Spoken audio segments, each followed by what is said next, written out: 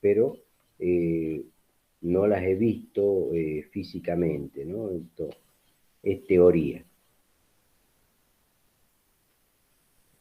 Bueno, uno aprovecha el fenómeno de reparto que existe o de distribución que existe del soluto que se reparte entre dos solventes. Es como que ustedes tienen un soluto disuelto en una solución acuosa y hacen una extracción. Lo mezclan con un solvente orgánico y hay una parte que pasó a la fase orgánica y otra parte que queda en la fase acuosa. Entonces, después vuelven a agregar más solvente orgánico a la fase acuosa que queda y vuelven a hacer otra extracción. Y así va fluyendo y separándose las especies que uno quiere separar del soluto. Se pueden usar entonces dos fenómenos, el fenómeno de reparto del soluto o también el fenómeno de absorción y desorción, y también el de intercambio iónico, es cuando uno en la columna hay una fase estacionaria que tiene la capacidad de retener un catión y liberar un protón o un oxidrilo.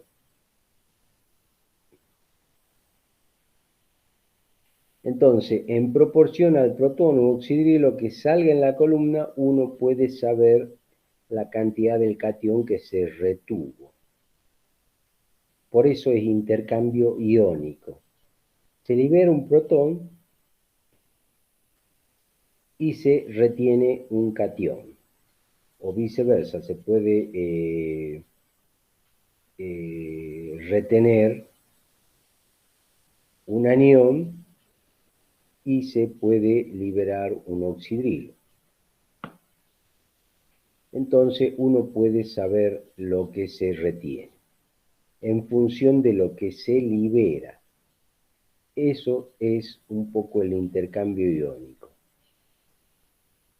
Bueno, en comparación con la cromatografía sobre papel, la diferencia está en que cuando uno trabaja con las capas finas o capa delgada, las manchas son más compactas y se visualizan mejor, se separan mejor.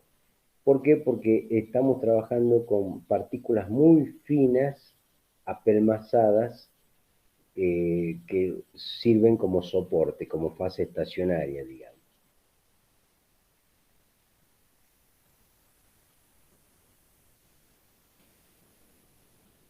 Y lógicamente recorre más rápido, el eluyente recorre más rápido la placa y haciendo más eficaz la separación. Entonces, cromatografía en capa fina tenemos en papel y en capa delgada o capa fina, que son las placas que pueden ser de vidrio o metálica, donde se colocó, se apelmazó o aglomeró el absorbente sobre la placa, de manera que cuando uno las coloca verticalmente no se cae el soporte, digamos. Es más eficaz la capa fina, o sea, ¿por qué? Porque uno usa un soporte o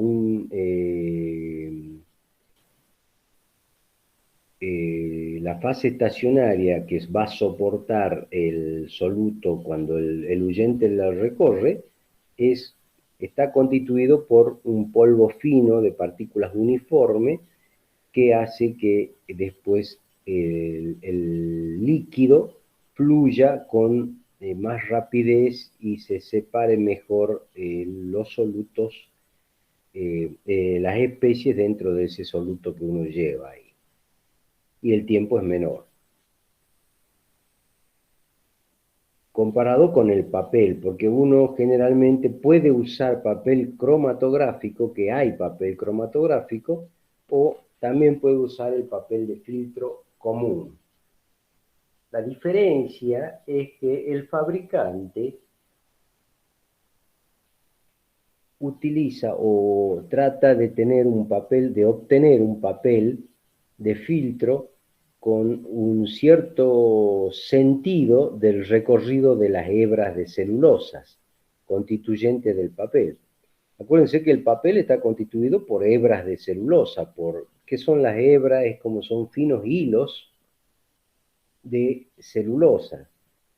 Entonces, si ustedes miran al microscopio un papel de filtro y van a ver algo similar al algodón, con la diferencia que en el algodón es como que ven pequeños hilos y en el papel van a ver los hilos de celulosa, que son las hebras de celulosa.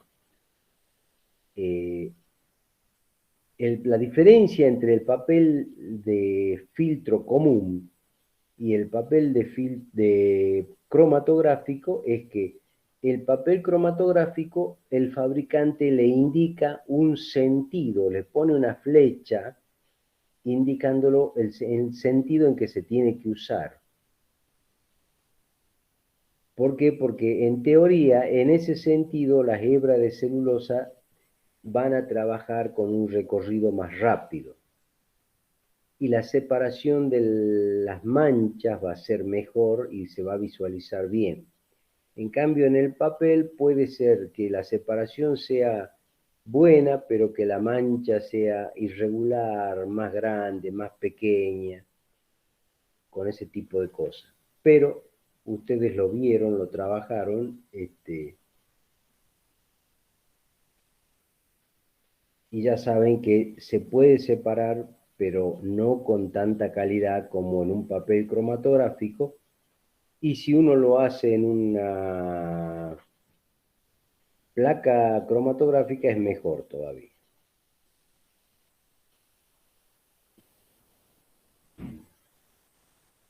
Eventualmente se puede agregar algunas sustancias con propiedades fluorescentes al medio absorbente para que después uno, cuando hace el revelado de las manchas, pueda visualizar mejor a la luz ultravioleta. O sea, uno alumbra con la luz ultravioleta y las manchas van a fluorecer. Es para mejorar la visualización.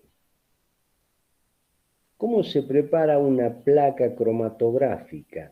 Entonces necesitamos la superficie donde se va a asentar o se va a distribuir uniformemente, que puede ser metálica o de vidrio, que tiene que estar limpia y ser uniforme en el sentido de que lo más pulida posible para que no tenga irregularidades en la superficie.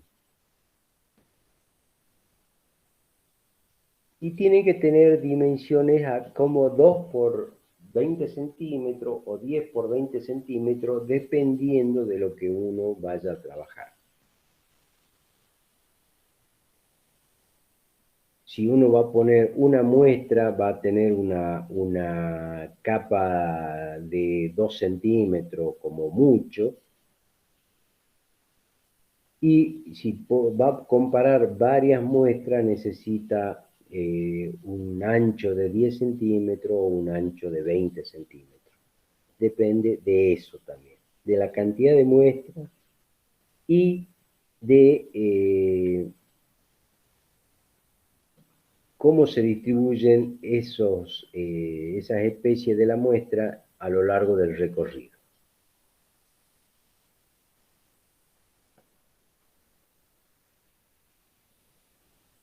Se puede utilizar como placa de vidrio el portaobjeto del microscopio. Va a ser una placa muy cortita, pero a los fines puede servir.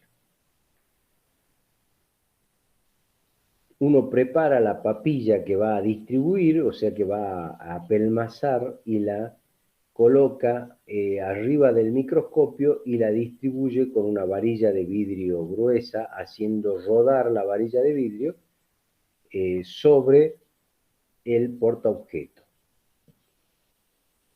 Entonces, esa papilla tiene que estar bien distribuida, cubriendo todo el portaobjeto, pero previamente al portaobjeto hay que hacerle un marco en los bordes que soporte el absorbente, o sea, si no el absorbente se les va a salir por los bordes. Entonces se le puede poner una cinta de un grosor bastante ancho o algún tipo de sustancia que se adhiera para hacer de marco. Entonces les quedaría el portaobjeto con un marco y dentro de ese marco uno coloca la papilla y la distribuye. Y la aprieta, la apelmaza para que quede lo más apretada y no quede aire en el interior. Porque esas burbujas de aire o espacios vacíos alteran el recorrido, o sea, desvían el recorrido del fluido y pueden alterar el tamaño de la mancha o desviar el recorrido de la mancha. Digo de la mancha, pero es de la especie que uno va separando, que uno la va identificando como una mancha, digamos. Generalmente los productos para usar de fase estacionaria se consiguen en el comercio y el comerciante vienen con las instrucciones de uso, ¿no? O sea que uno más o menos tiene que leer cómo utilizar ese material absorbente. Y así prepara la papilla como una pasta y la distribuye sobre la placa.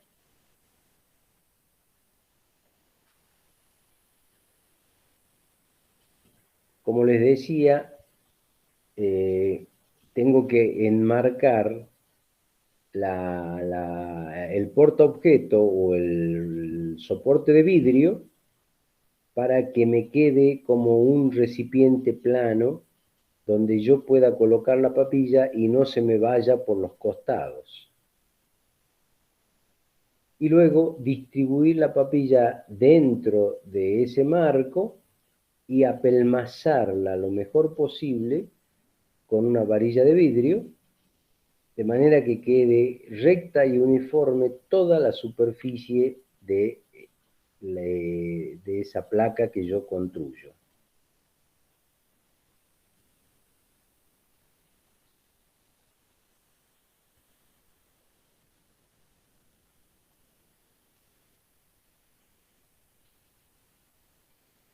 Bien. ¿Alguna pregunta? ¿Se entiende? Estamos viendo cómo se construye una cromatoplaca en el laboratorio. Si no se puede conseguir el papel de filtro cromatográfico o comprar una cromatoplaca.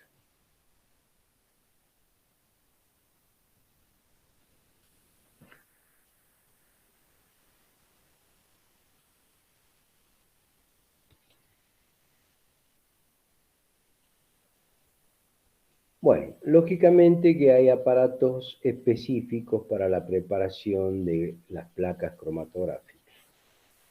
Generalmente se tiene que lograr que el espesor de la placa sea de 0,25 milímetros. O sea que es muy, muy delgada. Y habrá que conseguir medir el grosor de una cinta de manera que la altura del marco que uno hace sea de aproximadamente de ese valor, 0,25 milímetros para distribuir la papilla dentro de ese marco.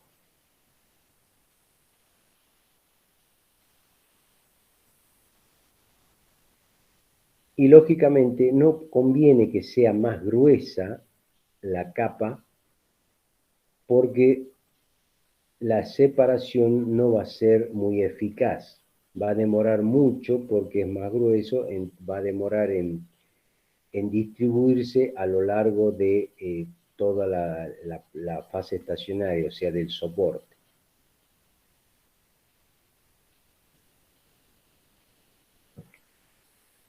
Acuérdense que las placas se hacen con una papilla, o sea, con una pasta. Y esa pasta tenemos que secarla lentamente, o sea, para eso llevamos la placa que tiene la papilla distribuida y apelmazada a una estufa para que se seque en forma lenta y gradual y así se active la cromatoplaca. Una vez que está, si el calentamiento es brusco y fuerte, lo que vamos a hacer es que obtener una placa muy seca y probablemente el inconveniente es que se rasgue, que haya rajaduras o poros, lo cual hace que la placa no sirve.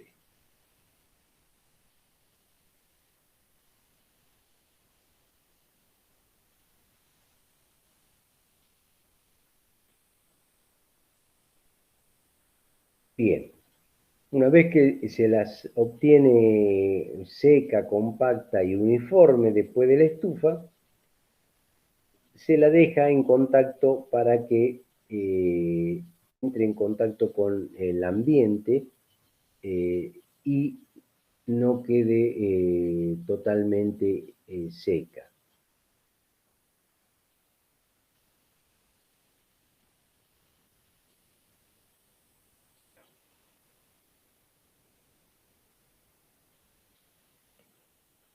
Uno elige el medio absorbente y el disolvente en función de lo que va a separar, ¿no? No es que hay un solvente que, por ejemplo, sea el agua, nos permita separar todo, no, no. Uno puede usar como disolvente, puede usar un ácido, una mezcla de ácido, un solvente orgánico, una mezcla de solventes orgánicos, una mezcla de ácido con solvente. Todo es en función de lo que uno quiere separar. Y lógicamente también el medio absorbente, en el caso de la placa fina, también lo elige. Y el sembrado en la placa es similar al sembrado en el papel. Ustedes que hicieron la cromatografía de papel, se acuerdan que uno coloca una microgota en un punto o en una línea de siembra y deposita ahí la muestra. O sea, eso es el sembrado, también en la cromatografía de capa fina.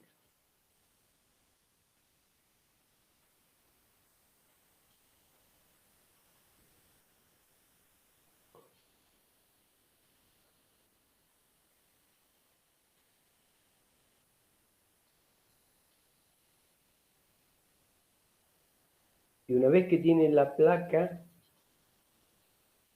sembrada, la coloca en una cubeta o en un recipiente cerrado para que se realice la cromatografía. Para luego, a posteriori, realizar, una vez que finaliza, o sea que el eluyente asciende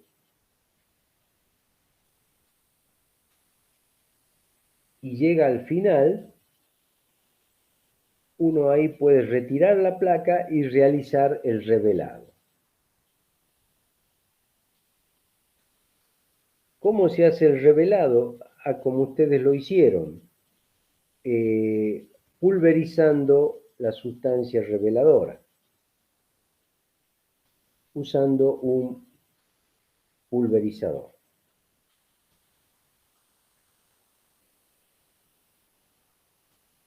en realidad no es el nombre pulverizador, sino como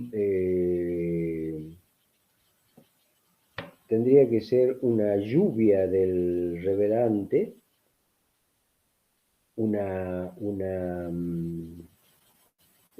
un recipiente equivalente al que usamos para distribuir el alcohol en gel. No es lo mismo, es para aclarar que el término pulverización viene de polvo, ¿no? Y acá estamos hablando de que el revelador es un líquido.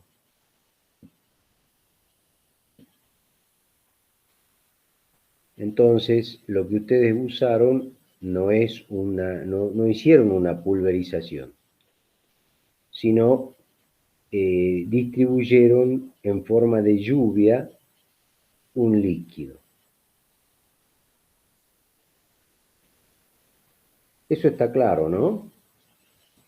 Cuidado con el nombre, ¿no? El nombre este no es adecuado, ¿no?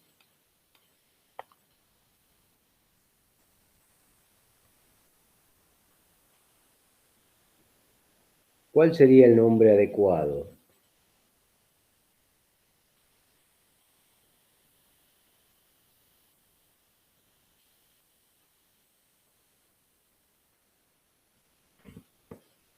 En vez de pulverización, ¿qué podríamos usar?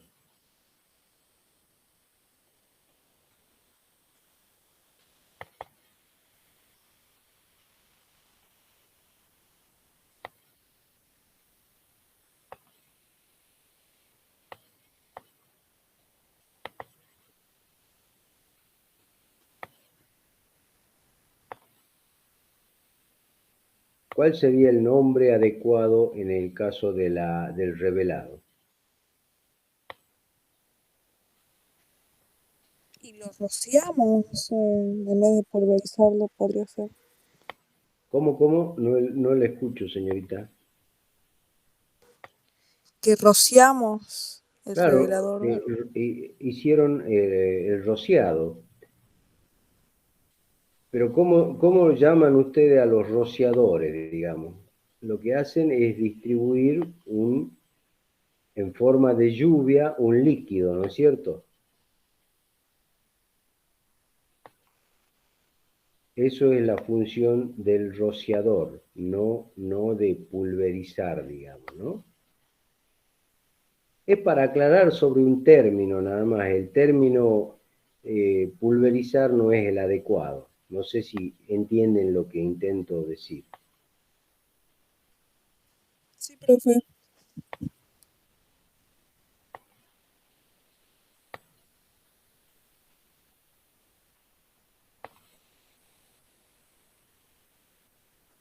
Ahora estoy intentando que se vea toda la...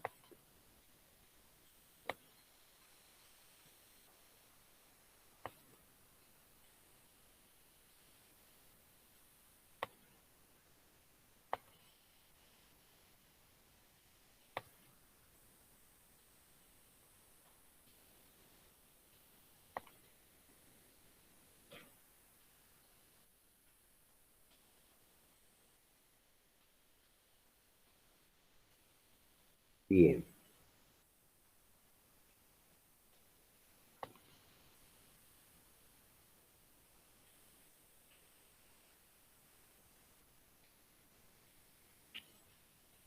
Cuando uno trabaja con papel, el rociado del revelado no tiene mucho inconveniente. El inconveniente es que si usa mucho revelado, puede lavar la cromatografía, ¿no? Entonces también hay que tener en cuenta que es solamente impregnar con el revelado y nada más.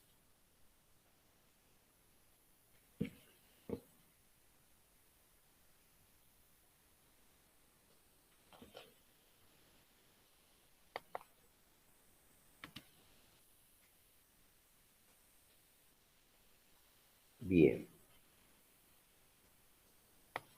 ¿Alguna pregunta?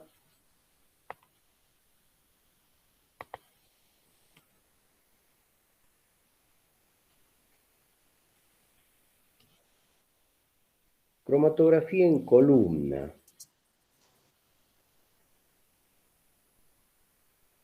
Este es el otro tipo de cromatografía, el que lo debe, no sé si en química, los que cursaron química orgánica o en fundamento llegaron a ver lo que es una cromatografía en columna. Pero básicamente en el laboratorio se puede hacer una columna cromatográfica rellenando una bureta con el sólido absorbente. Lógicamente que antes del robinete, en el tubo de la bureta, se coloca una placa o un tapón de soporte del sólido y se llena la bureta con el sólido que uno va a usar, se lo compacta bien de que quede lo más uniforme posible y se la usa como columna cromatográfica.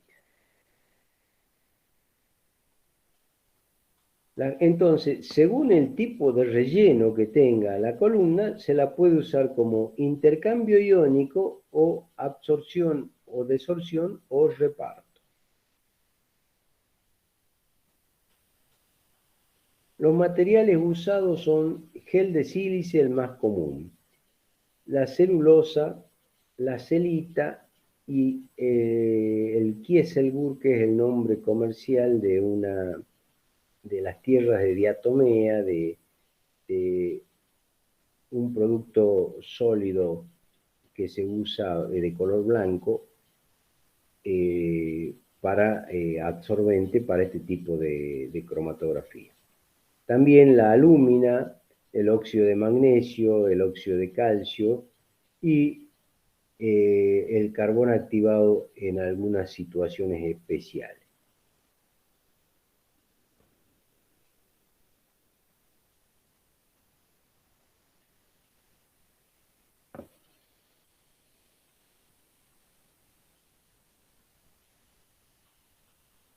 Como les decía, el absorbente, la calidad del absorbente nos permite armar la columna dentro de la bureta, si es que usamos como tubo, como columna. Y una vez que está el sólido, está compactado, distribuido, sin espacios de aire, sin burbuja, recién se puede hacer el sembrado en la parte superior de la columna para que empiece a uno a agregar el eluyente. Si la columna está homogéneamente distribuida, el sólido es de un tamaño de partículas regulares y no hay irregularidades en la compactación, o sea, no hay burbuja de aire, el líquido tiene que fluir, o sea, la fase móvil tiene que fluir continuamente.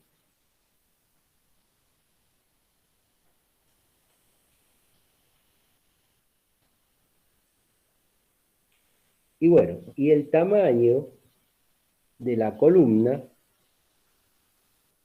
está en función de la mezcla que uno va a usar, o sea, de la muestra que se va a utilizar.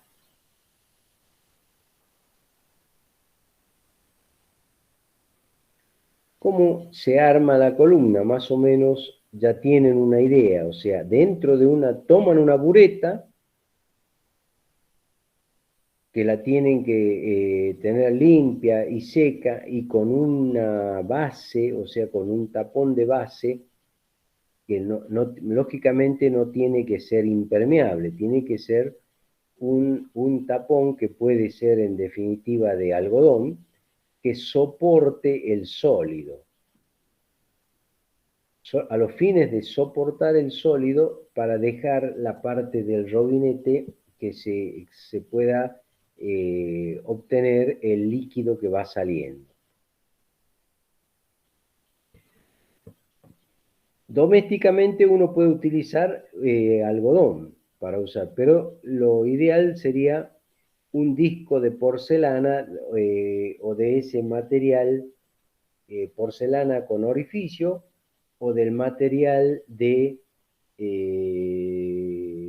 los embudos de vidrio fritado.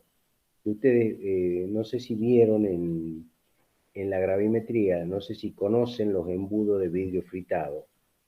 ¿Vieron los embudos de vidrio fritado?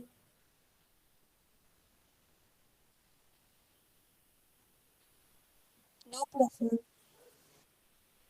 Bueno, ya la semana que viene vamos a tratar, si ustedes me hacen acordar o si no, pregúntenle a la profesora o al profesor que les muestren los embudos de vidrio fritado.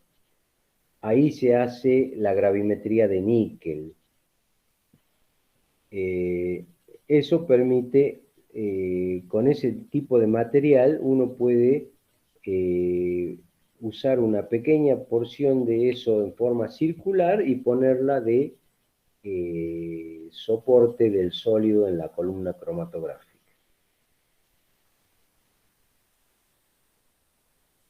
O sea que, ¿cómo armamos una columna?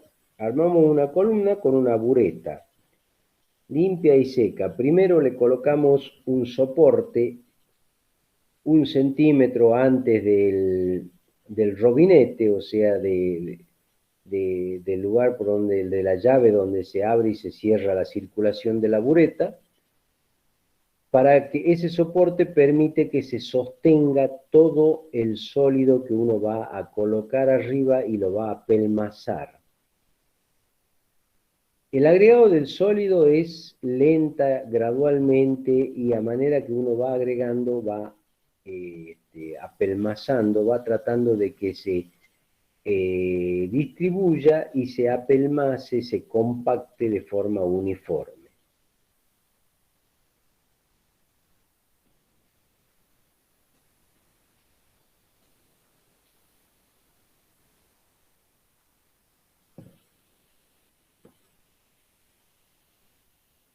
También, en vez de algodón, se puede usar lana de vidrio, pero es un poco más peligroso porque la lana de vidrio por ahí, por cuestiones de seguridad, digo que es peligroso, la lana de vidrio por ahí uno la pelmaza demasiado en el manipuleo, o sea, en la tarea de introducirla, y puede despedir o desprenderse pequeñas partículas de vidrio. La lana de vidrio son pequeños hilos de vidrio que uno puede llegar a respirar y se pueden introducir por las fosas nasales o por la boca y a la larga puede tener algún tipo, o no le pasa nada, o no le sucede nada, o pueden tener algún tipo de consecuencia. Por eso la lana de vidrio se usa poco, digamos. Ahora, digamos, estamos protegidos por el barbijo, pero si no, esa es una de las cuestiones a tener en cuenta cuando uno trabaja con lana de vidrio.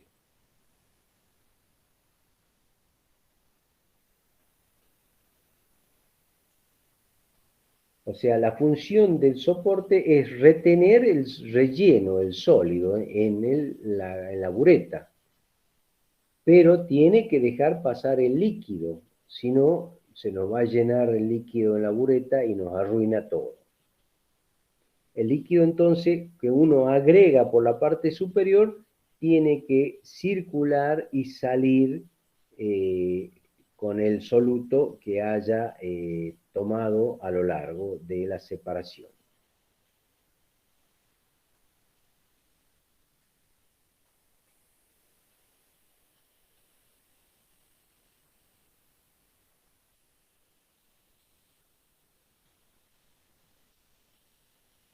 Y acá les da una técnica para introducir el absorbente.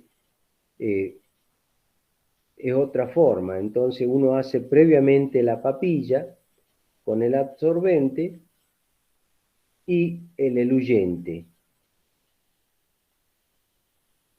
y luego la introduce en la columna.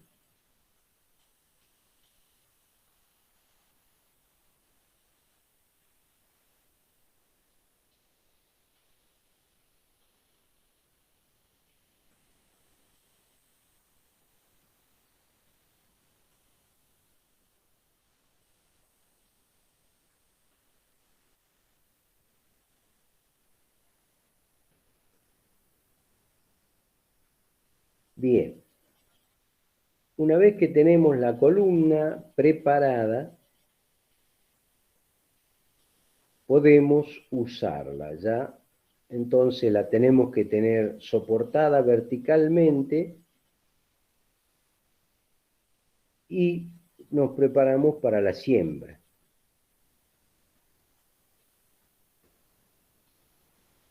La columna, lógicamente, lleva un tiempo de preparado, no es tan rápido hacer una columna, ¿no? Tiene que haber un tiempo de secado y de distribución del sólido, de apelmazación del sólido, de compactación y de preparación, para poder empezar a sembrar y luego eluir.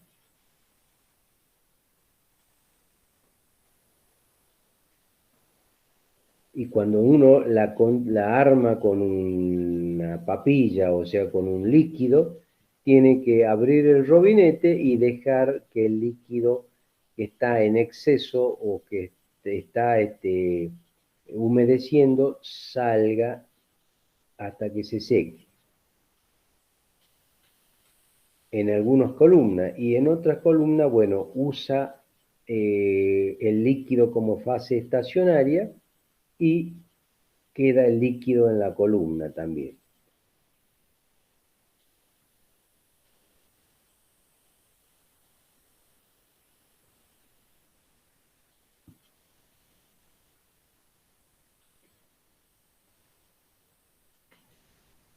Disolventes para la cromatografía.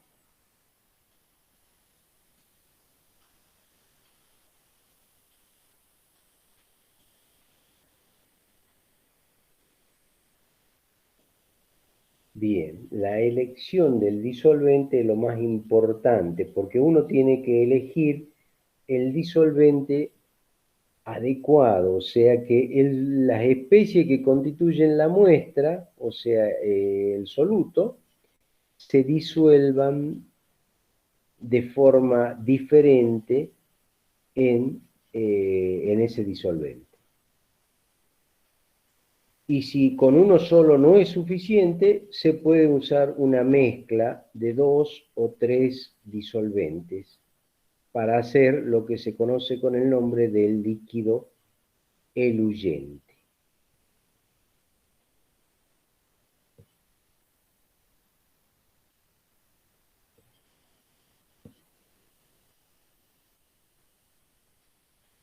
Ustedes ya usaron el eluyente en la cromatografía de papel. Bueno, es similar y si se consulta la bibliografía se encuentra los disolventes adecuados según la muestra que uno quiere preparar, ¿no?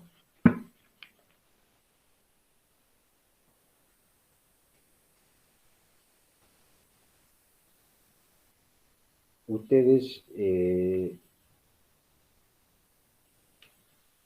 se acuerdan que usaron una mezcla de ácido clorhídrico con acetona para una cromatografía. Y había que prepararla en el momento y es una mezcla inestable, o sea, no se conserva de un año para otro. Al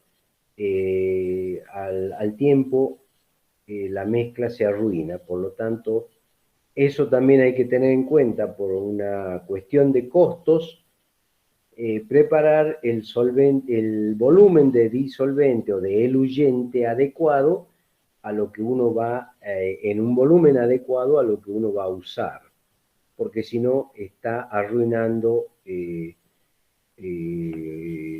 solventes que son caros, como la acetona o como el ácido clorhídrico.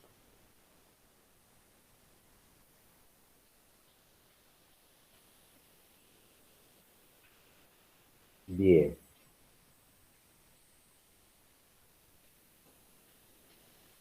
¿Alguna pregunta? ¿Alguna duda?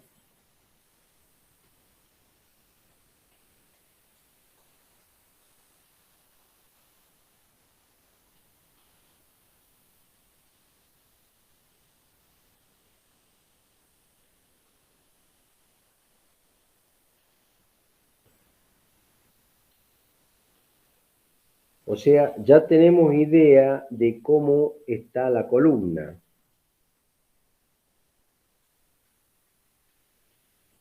De cómo se arma una columna.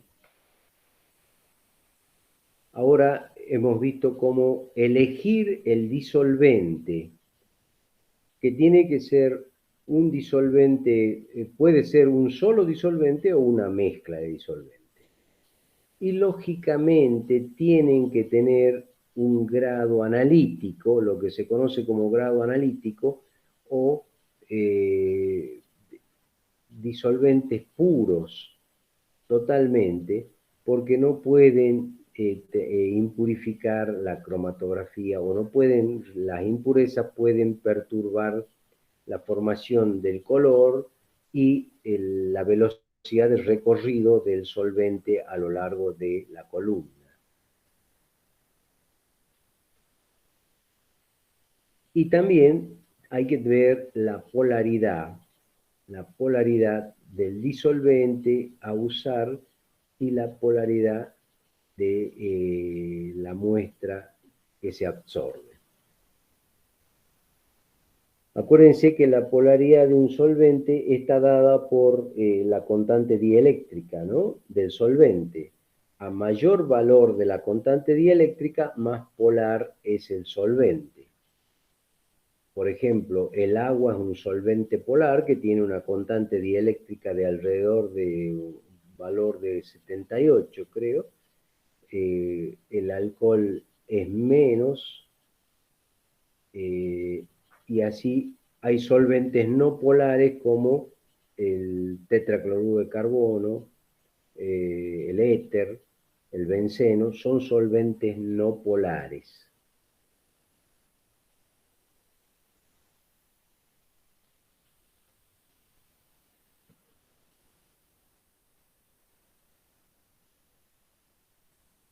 Entonces, según la polaridad es que elegimos el solvente.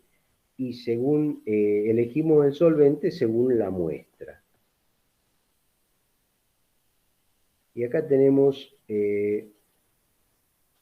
distintos solventes con distintas polaridades. ¿Ve? Por ejemplo, el más polar es el agua, después le sigue el metanol, el etanol, la acetona, el acetato de etilo, el éter, el cloroformo, el benceno, el ciclohexano, y el solvente que no es nada polar, totalmente no polar, es el hexano. Y toda esa clasificación o esa ordenación está dado en función a las constantes dieléctricas.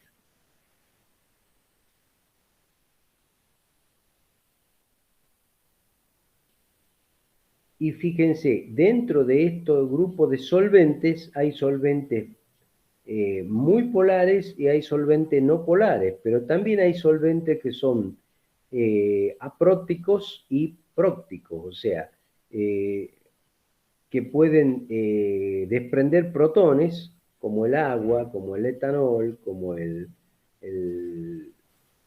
acetato. No tanto el acetato, no. El agua, metanol y etanol son solventes própticos. Los demás son solventes aprópticos, como el benceno, el hexano, que no son ni polares ni própticos.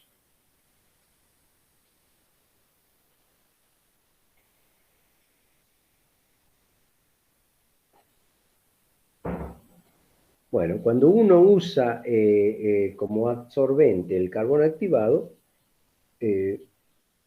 se da directamente la absorción en agua, más que nada, ¿no?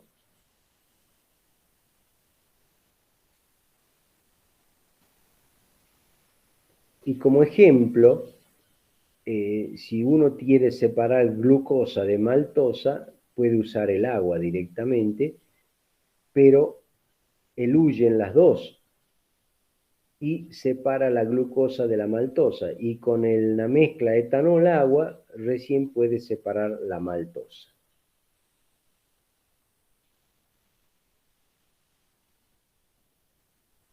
Y bueno, un tipo especial de separación dentro de una columna es el intercambio iónico.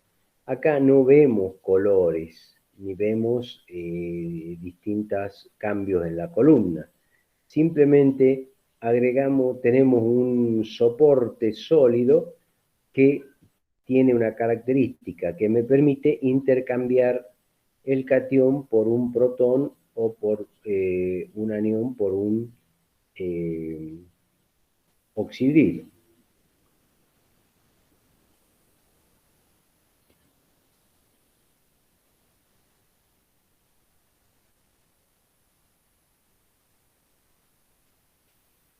Bueno, las técnicas de separación. La elusión es común en todos los casos, o sea, elusión se denomina al recorrido del eluyente, y el eluyente es el disolvente, ¿no? Entonces, uno de los pasos de la cromatografía es, o una de las etapas es la elusión, que es el recorrido del eluyente.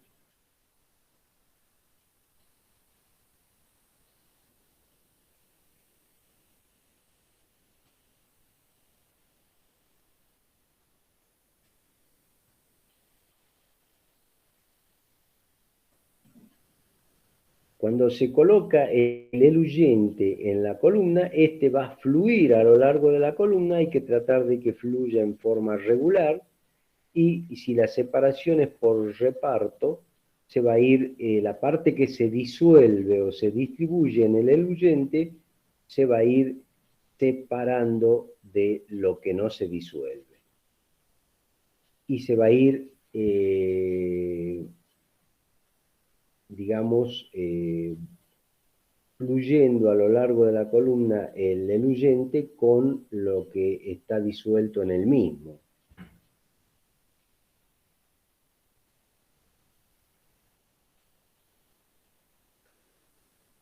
En el caso de la separación por absorción y desorción,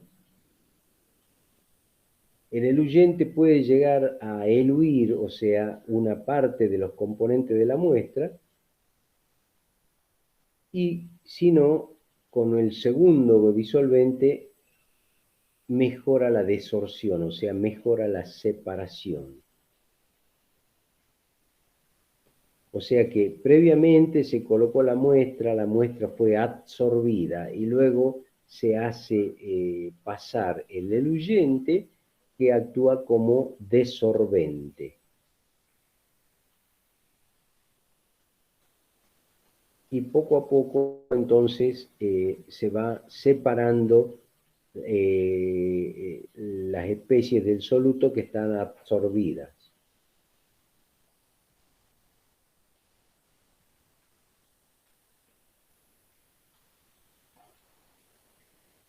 Claro, y otra forma de variar o de mejorar la desorción es aumentar lentamente la concentración del segundo disolvente que permita una mejor desorción.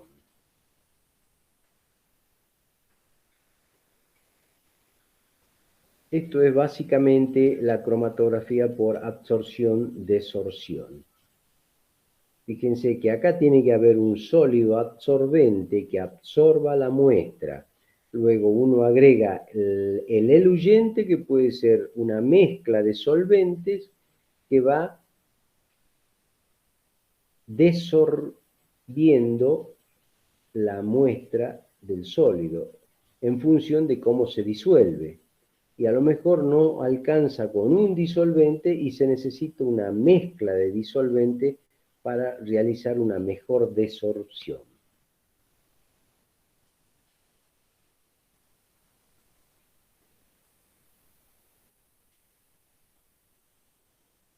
Bueno, la velocidad de migración del eluyente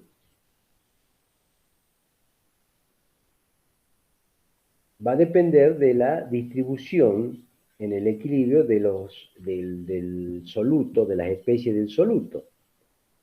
Acuérdense que cuando digo soluto puede estar constituido por uno o más especies que uno quiera separar.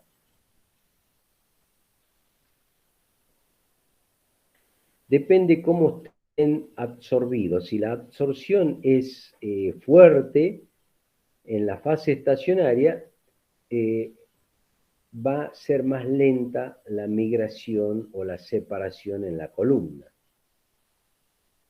Acá nos explica un cromatograma típico donde se colocan los compuestos A y B de una mezcla que presentan distinta afinidad con las fases.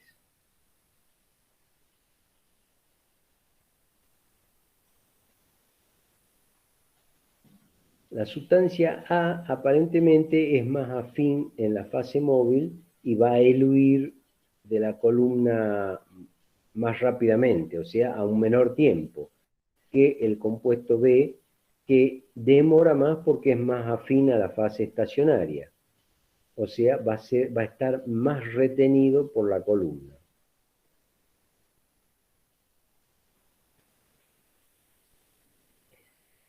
Fíjense, en una misma columna tenemos la fase estacionaria que tiene la mezcla B y A. En la parte superior, en el lado derecho de la columna, donde está la flecha hacia abajo, el eluyente toma A, toma B, la mezcla de AB, en el tiempo cero. Empieza a eluir y B es retenido, porque se retiene mejor que A, y A es transportado por el eluyente y va bajando. Entonces, primero va a salir o va a aparecer A y después va a aparecer B. Eso se grafica en un gráfico que se llama cromatograma, donde se grafica en el eje vertical,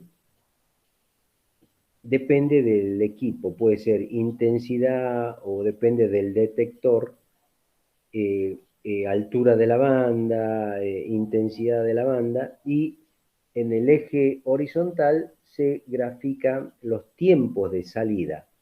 El tiempo a la que sale, el tiempo 1 a la que sale el primero y el tiempo 2 a la que sale el segundo.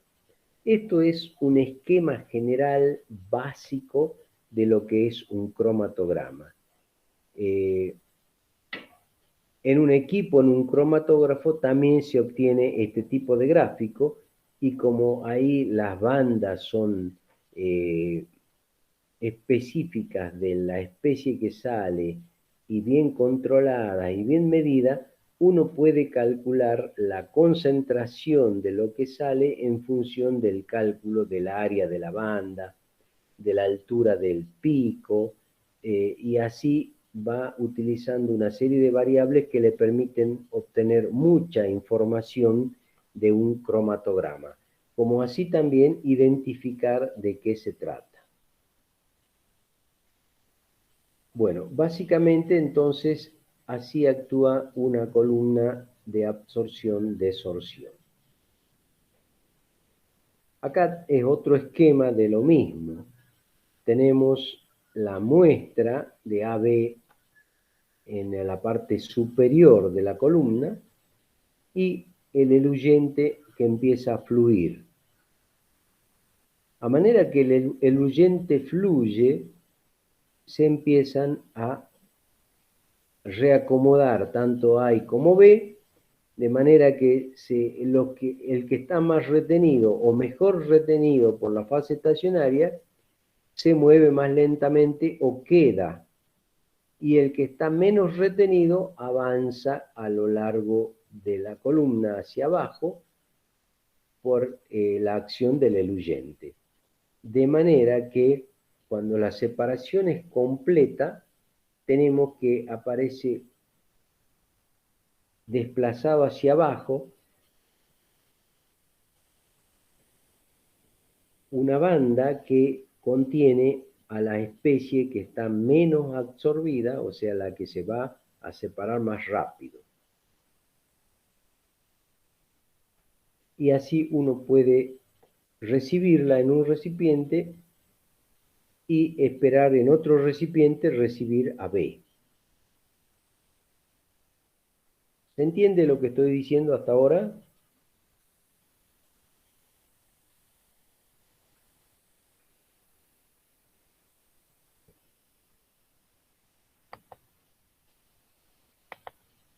¿Entienden?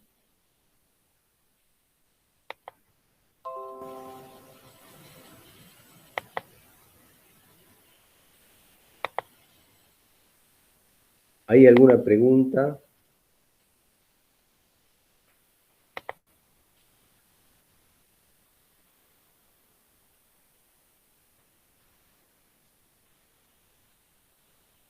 ¿Alguien quiere preguntar algo?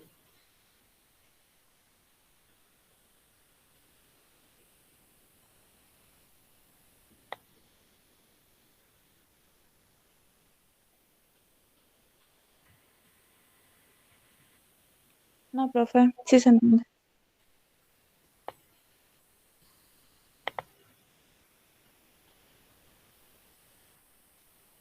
Bien.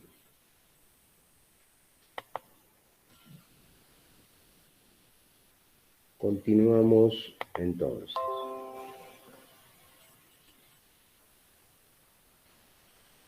Acá hay un esquema en esta diapositiva para que tengan una idea de cómo esa columna se puede adaptar a un equipo, a un detector, y así, y por medios físicos y mecánicos, se puede lograr un equipo cromatográfico. Básicamente hay una bomba que genera presión para que el eluyente fluya más rápido. Se coloca en la columna el absorbente, se coloca el eluyente y se puede colocar por el orificio la muestra.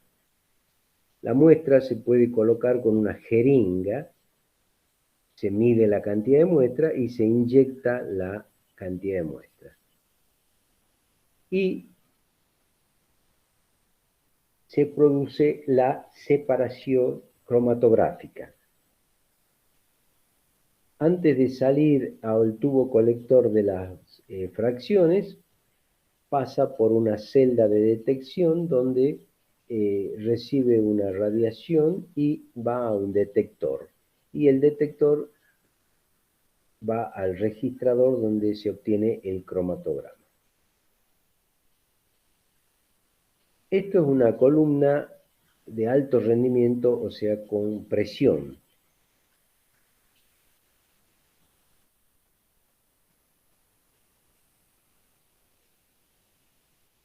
Es un esquema básico de cómo funciona un equipo cromatográfico, ¿no?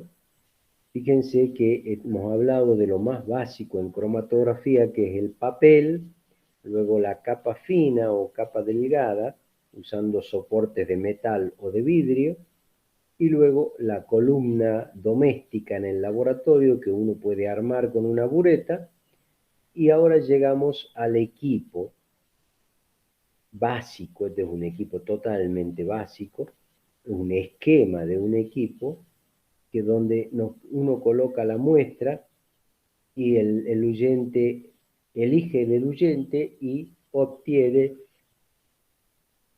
el registro que sería el cromatograma.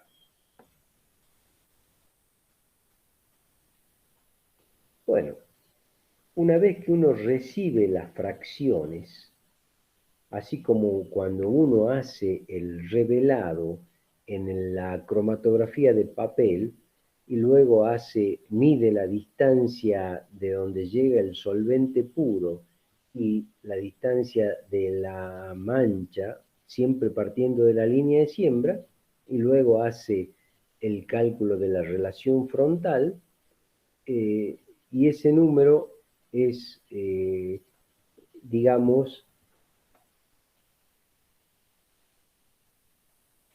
como identificatorio de cada catión en el caso de la cromatografía que hicieron ustedes.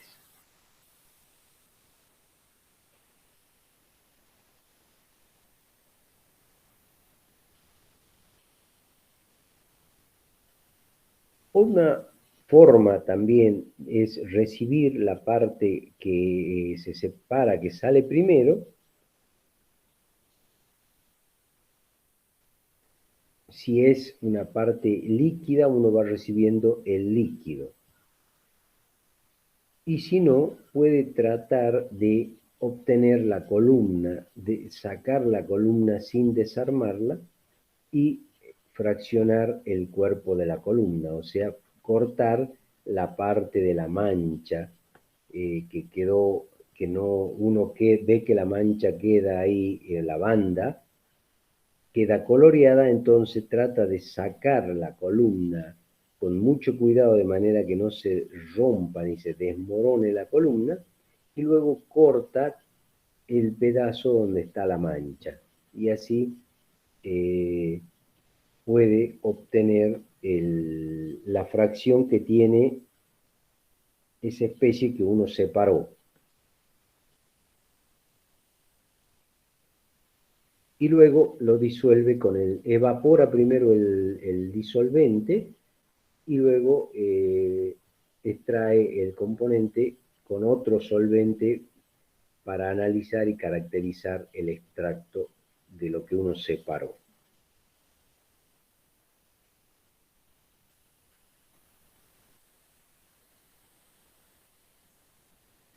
Y bueno, otra forma de hacer, pero ya son formas especiales, es envolver el cuerpo de la columna que uno extrajo de la bureta, envolver en un papel de filtro que está impregnado. Ese papel de filtro impregnado absorbe un poco de la disolución de la columna que uno sacó del tubo. Entonces como que deja la mancha, pasa la mancha de la columna sacada íntegra, es como, digamos, la columna que hemos sacado de la bureta, nos queda como una tiza. La tiza, la vieja tiza blanca, tiene bandas de colores en el medio. Es como que uno coloca esa, y como todavía está húmeda, puede la mancha impregnar el papel. Y uno puede así sacar parte de lo separado y analizar y revelar. Son viejos métodos porque los equipos ahora permiten hacer todo rápidamente y luego entrega una impresión con los resultados.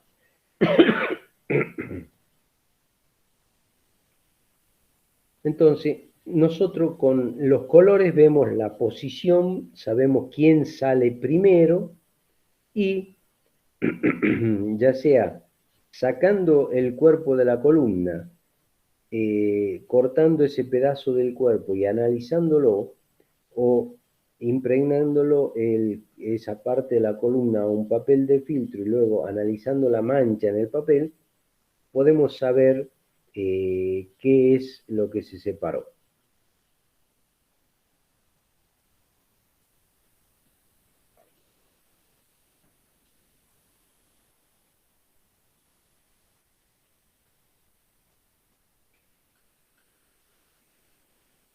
O sea, son lógicamente que son procedimientos cualitativos, ¿no? No permiten cuantificar, solamente saber qué es lo que separamos y en cuánto tiempo o quién se separa primero.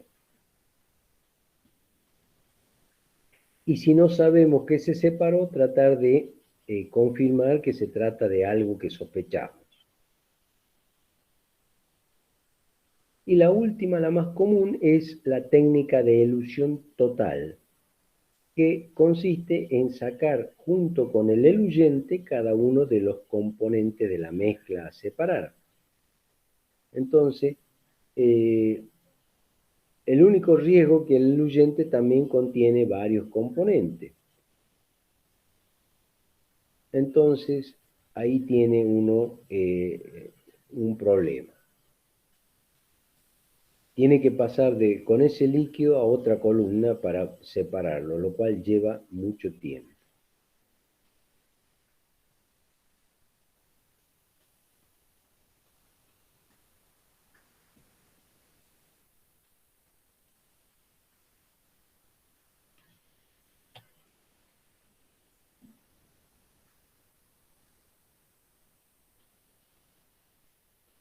Bueno, o sea, seguimos con el líquido eluyente, hemos dejado pasar todo el líquido eluyente y que el líquido eluyente salga por la parte inferior de la columna.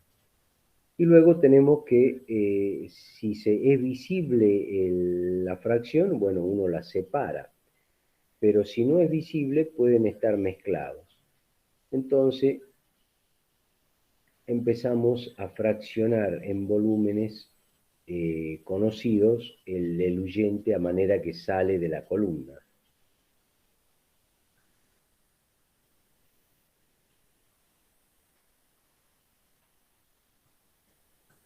Y así, pero es un trabajo muy engorroso porque uno después tiene que analizar el eluyente. Situación que cuando uno tiene en la columna ve la diferencia de colores, puede separar para reconocer en forma cualitativa. No podemos cuantificar nada por ahora, ¿no? Solamente el que cuantifica es el equipo, el cromatógrafo es el que nos da la cantidad de lo que uno está buscando. Pero nosotros solamente podemos separar y decir qué es lo que separamos, nada más. Y bueno, en función del componente que estamos separando, podemos usar las propiedades que tiene el componente. Si absorbe la luz, se puede pasar a una celda de vidrio, o sea, con ventanas transparentes, y se irradia con una luz para ver en qué parte del espectro absorbe esa sustancia y así obtener un espectro de absorción. Y si no absorbe la luz, habrá que utilizar los reactivos adecuados para reconocer.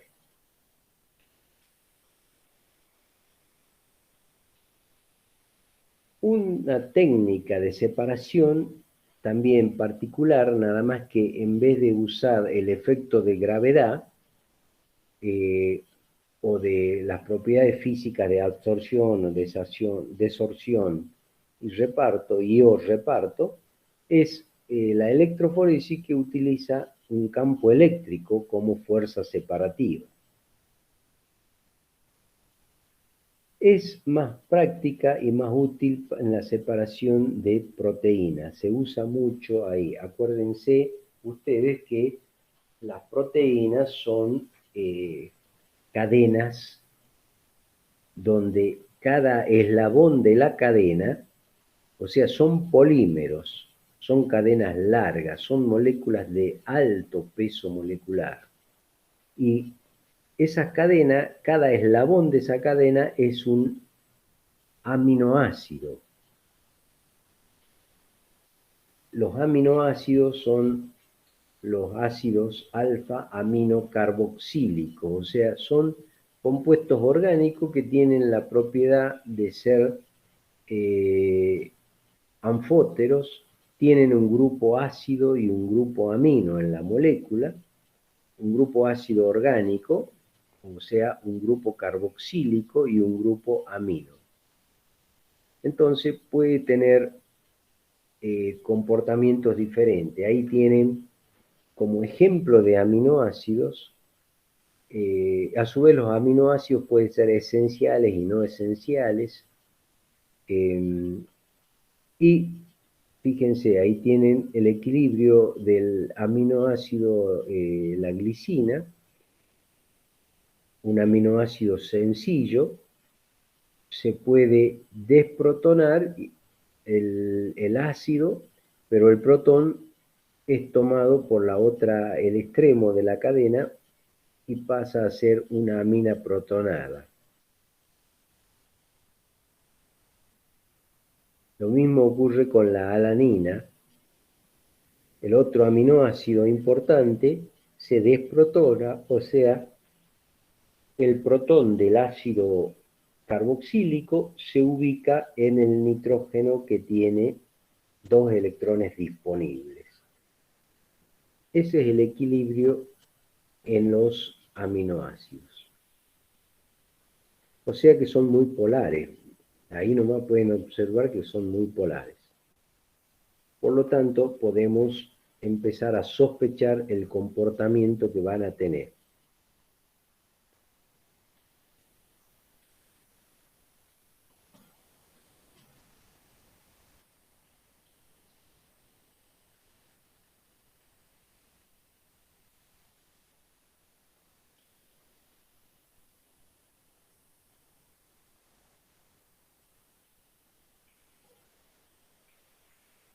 Fíjense que si uno trata a un aminoácido con un ácido, el ácido protona al nitrógeno amínico y nos queda finalmente el aminoácido protonado,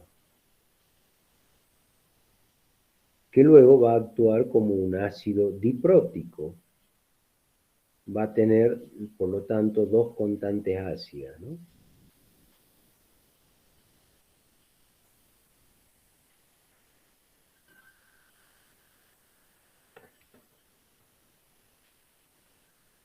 O sea, cuando el pH sea muy bajo, va a estar muy protonado, y si no, va a estar desprotonado.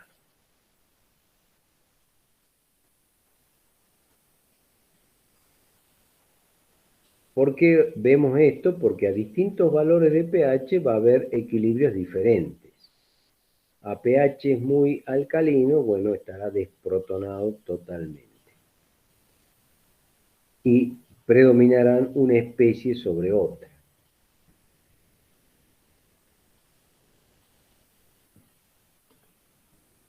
Cuando la carga promedio, acuérdense que se coloca la proteína en una cuba que tiene un pH constante, por lo tanto, para que el pH sea constante, no varíe, es porque se está usando un buffer. En esa cuba que tiene la proteína y tiene un buffer, se coloca o se la somete a un campo eléctrico. Y cuando se somete al campo eléctrico se observa la migración de los iones. Los iones positivos se irán a la parte negativa del campo eléctrico y así migran los iones.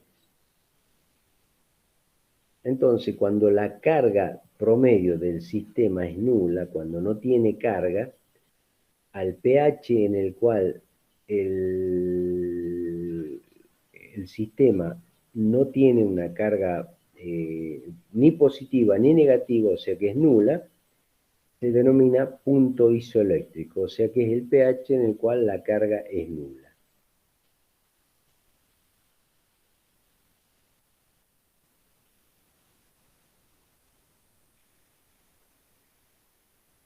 Y un poco explica que cuando se detienen a un valor de pH, la migración se detiene, es porque ya se quedaron sin cargas, o sea que estamos en el pH del punto isoeléctrico. El punto isoeléctrico es cuando la carga del sistema es nula, o sea, se igualan las cargas positivas con las negativas, por lo tanto, a ese valor de pH se llama punto isoeléctrico. O sea, ¿qué es el punto isoeléctrico? Es el pH en el cual la carga del sistema o la carga promedio del sistema es nula.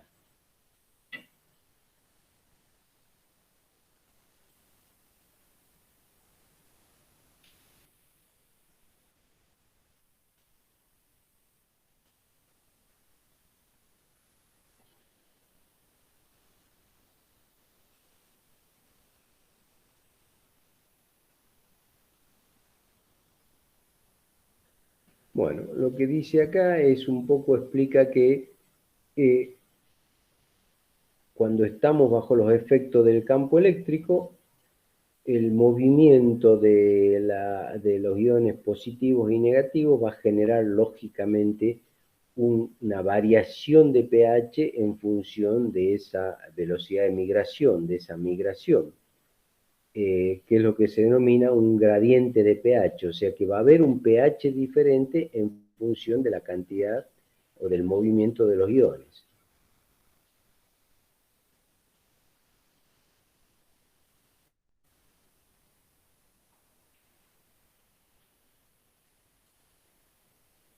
Y bueno, uno aplica el campo eléctrico hasta que la migración se detiene. Y en el lugar en que se detiene, uno realiza el revelado.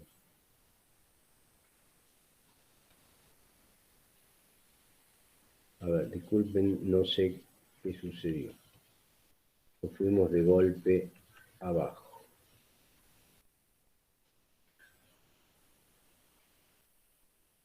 Bueno, estábamos acá. Cuando por acción del campo eléctrico se mueven los aminoácidos de las proteínas. Y cuando ese movimiento se detiene, ahí es donde se procede al revelado, porque hemos logrado separar y ubicar los distintos aminoácidos de la proteína. Acá tienen una gráfica de movilidad en función del pH.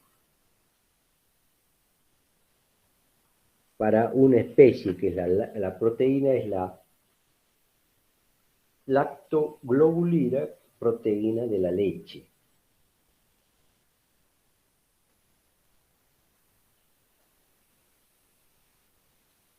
Y nos marca a qué pH se ubica el punto isoeléctrico, donde la carga, el promedio de carga es nula.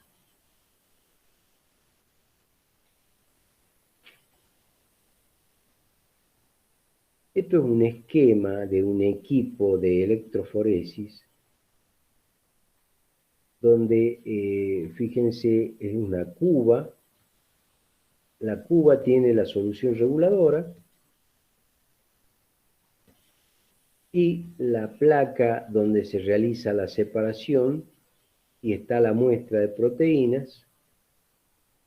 Luego que se aplica el campo eléctrico, esas líneas negras que ven ahí son los distintos,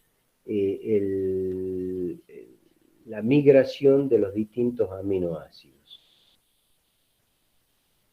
Ahora, al costado a la derecha es la forma de la placa vista de perfil.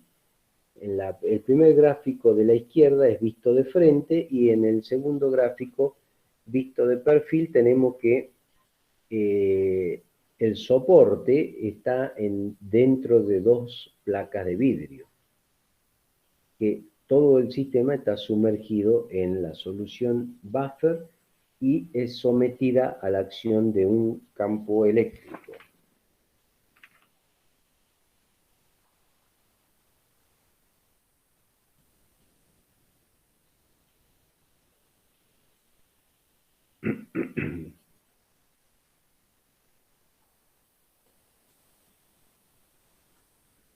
Bueno, también tenemos otro concepto que es el punto isoiónico, o sea, en el isoeléctrico las cargas son iguales, por lo tanto, la carga es nula, la carga total es nula.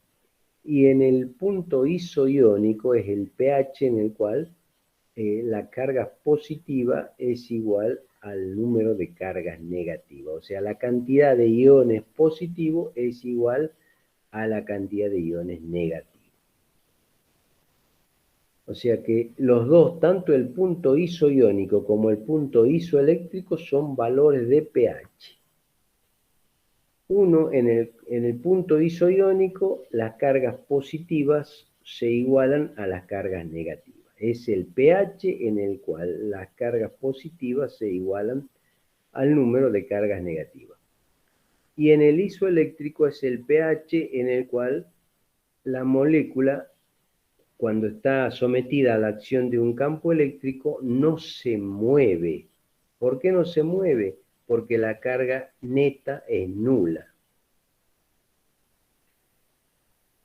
Al ser la carga neta nula, no se mueve, y por eso acá ustedes se habrán preguntado por qué el punto isoeléctrico está ahí. Bueno, porque la movilidad es cero, o sea, la carga eléctrica es nula, no hay carga. ¿De acuerdo? ¿Se entiende la diferencia entre isoiónico e isoeléctrico?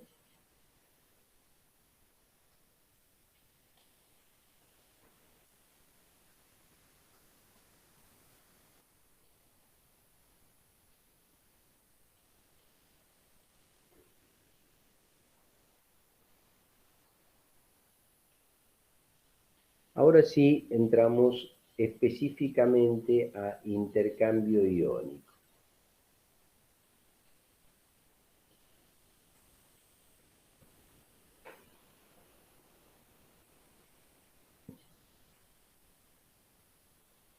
Bueno, intercambio iónico, acuérdense que es un método muy antiguo, muy viejo, que se usaba para ablandar las aguas. Sin saber, lo usaban porque usaban arcillas naturales para aguas que tenían una cantidad de sales disueltas que entorpecían ya sea su uso, porque perturbaban ya sea en la cocina, en el lavado o en la utilización con otros como fines de disolvente, digamos, ¿no?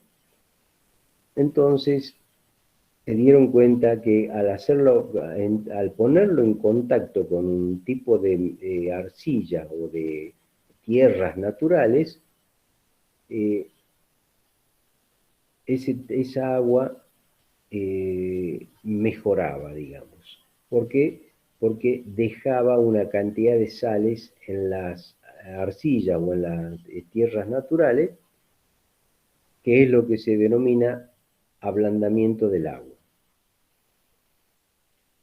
Entonces, pasó mucho tiempo hasta que se determinó que había un intercambio del sodio que estaba en la arcilla o en las tierras naturales con el calcio o el magnesio que estaba en el agua, que causaba la dureza del agua. Históricamente se hacía, pero no había fundamento químico, digamos. Eran mezcla de silicatos de sodio que al entrar en contacto con calcio se liberaba el sodio y el calcio quedaba retenido. Eran silicatos lógicamente dobles, ¿no? No se los mencioné porque está la reacción de aluminio y sodio. Pero no era eterno, no siempre sucedía, o sea, se realizaba el ablandamiento bien, hasta que se dieron cuenta que la resina que las tierras naturales se agotaban, o sea, se saturaban de metales. ¿Mm?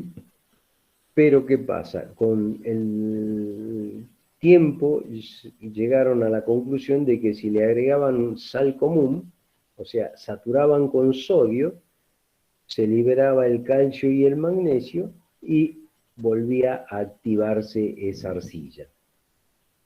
O sea, volvía a ser útil.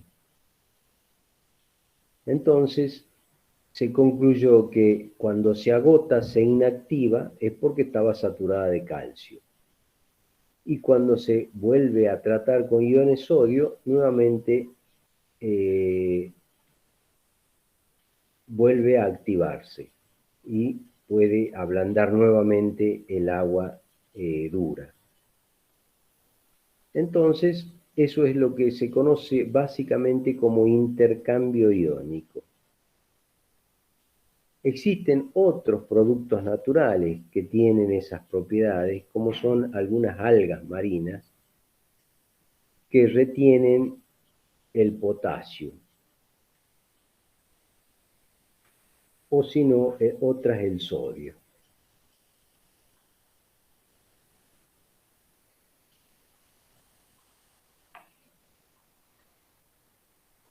Pero ¿qué pasa? Los materiales naturales reaccionan con el ácido, por lo tanto no pueden ser usados con soluciones ácidas. Entonces, como que son muy limitados, solamente a agua. Y para ampliar el uso de los intercambiadores, tuvo que estudiarse y tratar de conseguir otro tipo de material de intercambio. O sea, para aniones no hay mucha cantidad de materiales naturales. Alguna apatita sirve, pero no hay gran variedad. Un señor que se llamó Gans preparó una mezcla de sílicos aluminato sintéticos, o sea, porque los sintetizó, coloidales y activos, para usarlo como intercambiador de iones. Y donde con eso demostró que la estructura química del intercambiador es la responsable del fenómeno de intercambio iónico.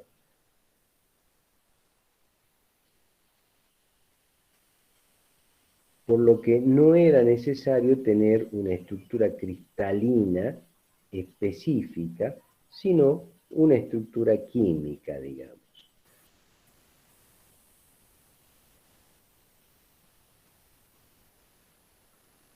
O sea, depende más de la estructura química, de la fórmula química, y no de la estructura que sea específica para una determinada situación, digamos.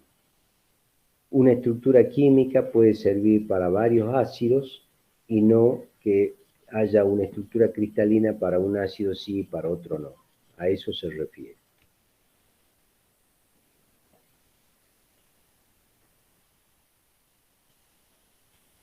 Entonces se logran preparar intercambiadores orgánicos estables en medio ácido y en medio básico que pueden intercambiar o cambiar diversos iones.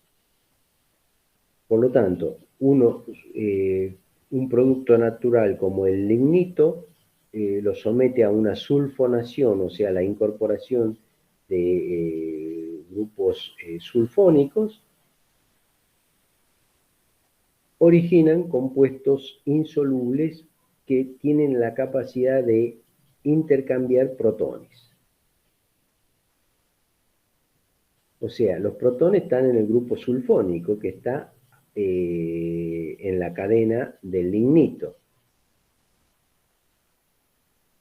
Como también los iones hidrógeno de los grupos carboxílicos derivados de la oxidación a la que se somete el lignito, ¿no? El lignito sulfonado. O sea que ahí tenemos el protón del grupo sulfónico puede salir y ahí puede entrar un metal. Ese es el intercambio. Sale el protón, ingresa el metal al grupo sulfónico. O si no, si hay un grupo carboxílico, sale el protón del grupo carboxílico y ingresa un metal.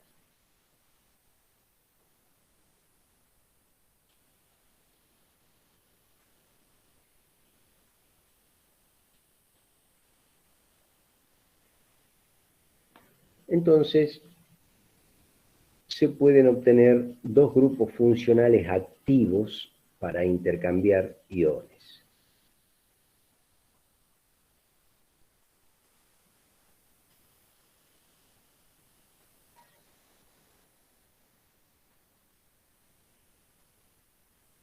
Bueno, y así se siguió evolucionando y hubo señores como Austerwitz y Friedel que consiguieron llegar a una planta desionizadora de agua. O sea, lo que hacen es quitarle los iones al agua por medio de resinas. Y hubo otro señor como Adam y Holmes que sintetizaron ellos las resinas de condensación de tipo fenol-formol, con la que dieron un impulso muy grande a los intercambiadores iónicos, porque lograron hacer polímeros, largas cadenas de fenol-formol, para construir las columnas de intercambios, o sea, los intercambiadores iónicos. En el laboratorio tenemos columnas de intercambio, ¿no? Ustedes pueden ver que van a haber dos cilindros grandes en los racks. Esas son columnas de intercambio, columnas deionizadoras de agua. Otro señor, D'Alelio, logra también sintetizar un polímero en base del estireno.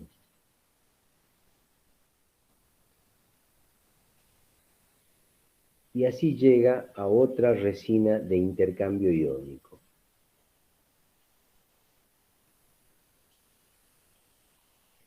Por lo tanto, ya no se usan los silicatos naturales como la zeolita, las arcillas básicamente, la montmorillonita, y las artificiales como las permutitas, que son productos que se usaban antes.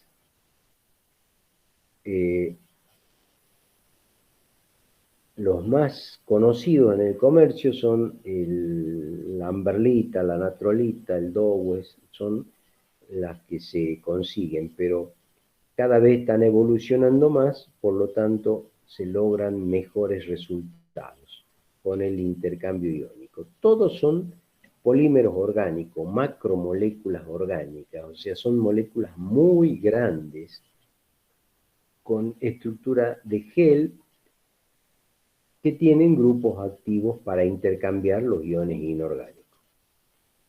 Por ejemplo, las resinas de poliestireno son las más empleadas cuando, como decía en la diapositiva anterior, la materia prima es el estireno.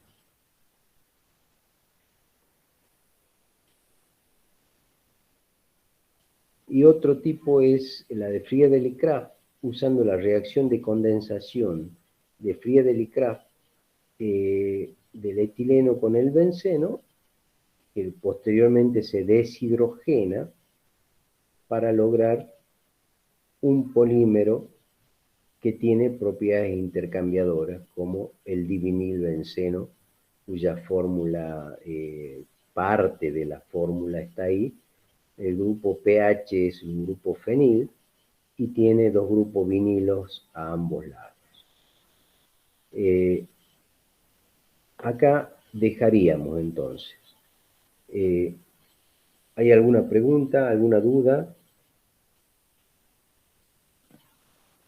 La semana que viene continuamos, terminamos cromatografías y vemos muestreo.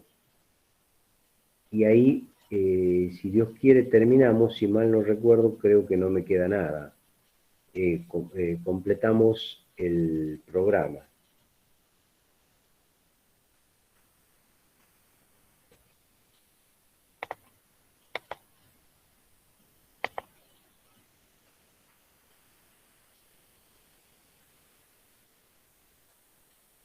¿Alguna pregunta?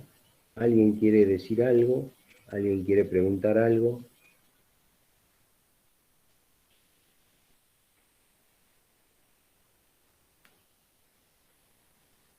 No, profe. Bien, acuérdense que la teoría de esto entra para el parcial y en el examen final también les puede tocar el tema cromatografía, así que preparen todas las preguntas o dudas para la clase que viene, ¿no? Nos volvemos a ver la semana que viene. Si no hay Bueno, profe, preguntas... gracias. ¿Cómo? No, hasta luego, profe. Ah, hasta luego, hasta luego. Que les vaya bien, cuídense, por favor. Nos vemos. Hasta luego, profe. Hasta luego. Hasta luego, profe. Hasta luego, hasta luego.